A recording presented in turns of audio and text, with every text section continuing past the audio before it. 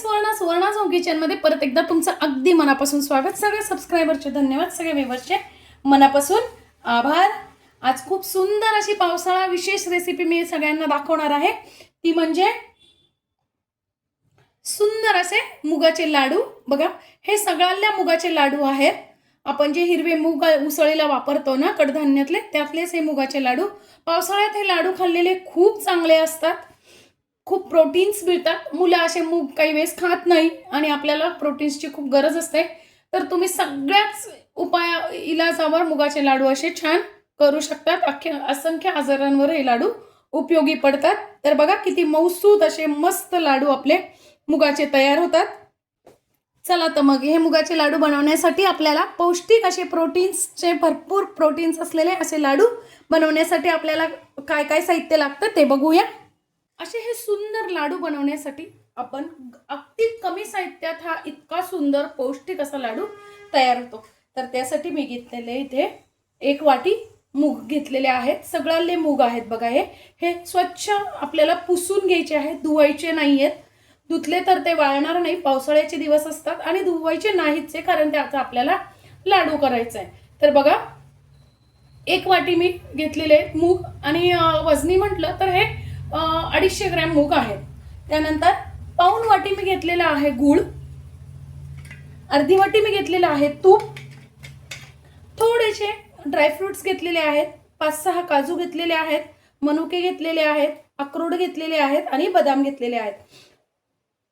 हे सगळं 5-6 घेतलेलं आहे। जे ड्रायफ्रुट्स तुम्हाला आवडत असतील ते तुम्ही घाला। ड्रायफ्रुट्स नसतील तुमच्याकडे, नसेल आवडत, तर तुम्ही आपले शेंगदाणे असतात ना, ते सुद्धा, त्याच्यात पण खूप प्रोटीन्स असतात, तर तुम्ही ते शेंगदाणे भाजून घातले ना, थोडेसे भाजायचे आहेत, मस्त असे छान तुपावरती भाजायचे आहेत, खूप खमंग लागतात शेंगदाणे सुद्धा। आणि 2 चमचे मी घेतलेली आहे खसखस, 1 चमचा आपल्याला वेलची जायफळाची पूड, खसखस भाजून घ्यायची आहे। खसखस भाजताना मी तुपाचा वापर केलेला नाहीये बघा, कोरडीच आपल्याला भाजायची आहे, मीडियम गॅसवरच भाजायची। आणि आता खसखस आपली भाजणं झाली आहे, काढून घ्यायची आहे।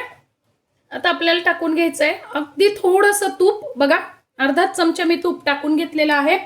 आपण जे ड्रायफ्रुट्स घेतलेले आहेत ना, ते त्यात भाजून घ्यायचे आहेत आपल्याला। खूप वेळ नाही लागत, मीडियम गॅसवरच भाजायचे आहेत आपल्याला।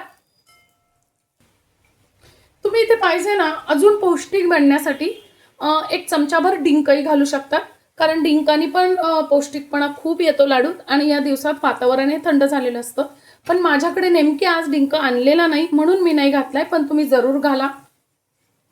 बघा, आपले ड्रायफ्रुट्स पण छान खमंग भाजले गेलेले आहेत, काढून घ्यायचे।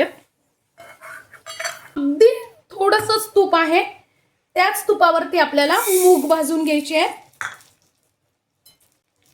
मीडियम गॅसवरच भाजायचे आहेत।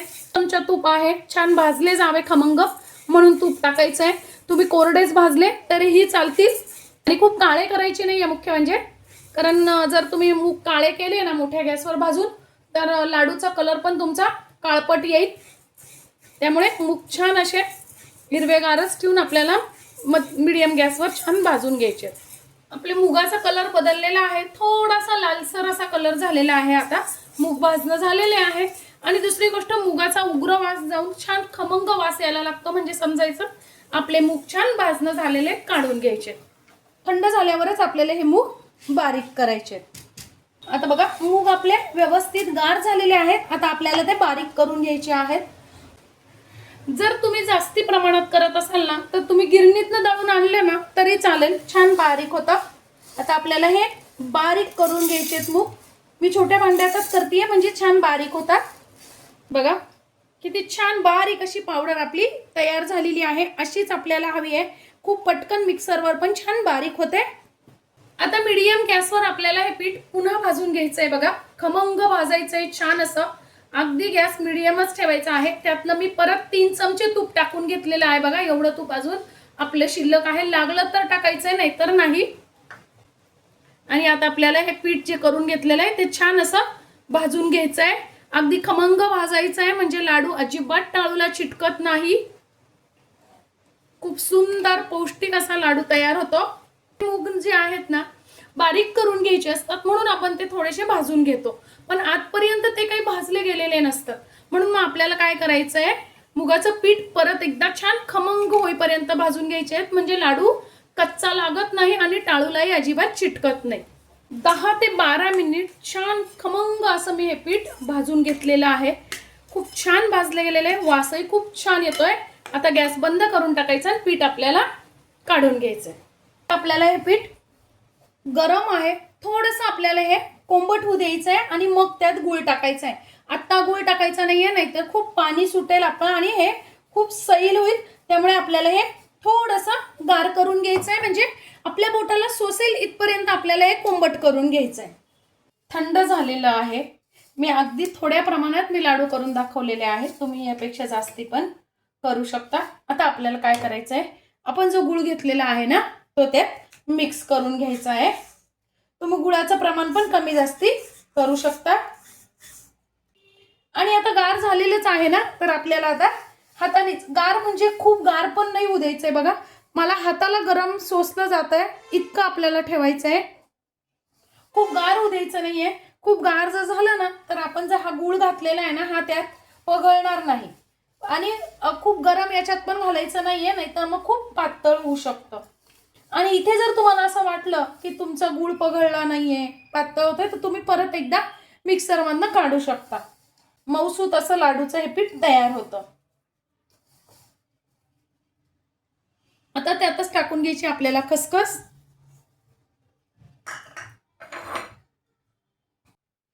अर्धा चमचा टाकून घ्यायची आहे वेलची आणि जायफळाची पावडर. जायफळ का आपण टाकतोय, कारण आपण गूळ घातलेला आहे म्हणून जायफळ टाकतोय, छान चव येते जायफळ गूळ असताना जायफळाची. आणि तुम्ही इथे साखर पण वापरू शकता.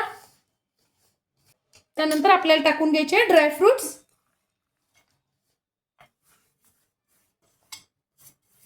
एवढं इतके छान असे लाडू वळले जातात. ते आपलं तूप किती शिल्लक आहे बघा, तूप खूप कमी लागतं. मुगाचे लाडू आहे म्हणजे खूप जास्ती तूप लागतं असं पण नाहीये.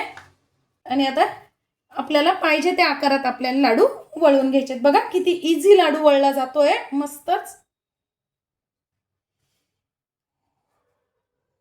किती सुंदर असे आपले लाडू तयार झालेले आहेत.